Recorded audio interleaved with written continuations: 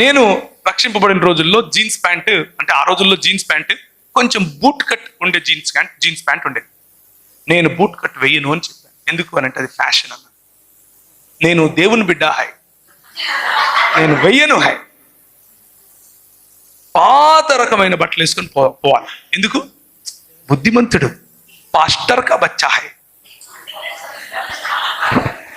అవునా కదా? Pressure, peer pressure. ఎంత ప్రెషర్ అంటే religion throws you into pressure. అందుకనే చాలా మంది యవనస్తులు యేసు ప్రభు దగ్గరికి రావాలంటే రారు.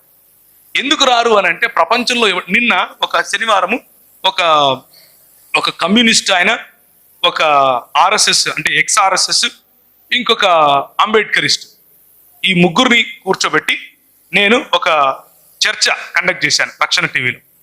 డిబేట్ లాంటి చర్చ.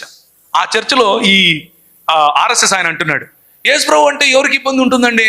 ప్రపంచంలో అందరూ యేసు ప్రభుని నమ్ముతారు, అందరూ యేసు ప్రభు అంటే ఇష్టమే, కాకపోతే క్రైస్తవులు చూస్తేనే చిరాకు అంటున్నాడు.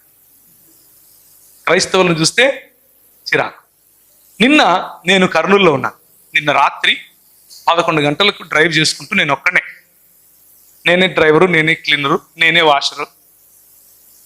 హైదరాబాద్కు వచ్చే వరకు 2 అయింది. కానీ ఎందుకు అంటే అక్కడున్న పాస్టర్ గారి పిల్లలు నాకు ఈ మాట చెప్తున్నారు, అన్న అంత బాగుందన్న, కానీ మా సంఘంలోకి రావాలంటే ఇది ఒక పెద్ద పరిసయ్యుల గుంపన్న అంటున్నారు. ఏం గుంపు?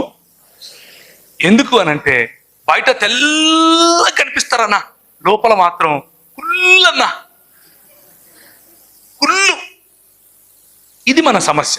ఎక్కువ మంది యంగ్ పీపుల్ ఎందుకు యేసు ప్రభువును వెంబడించడానికి దూరంగా ఉంటారు అంటే వాళ్ళకు కావలసిన ఫ్రెండ్షిప్ దొరకదు, వాళ్ళకు కావలసిన రిలేషన్షిప్ సంఘంలో మనం ఇవ్వలేకపోతున్నాం.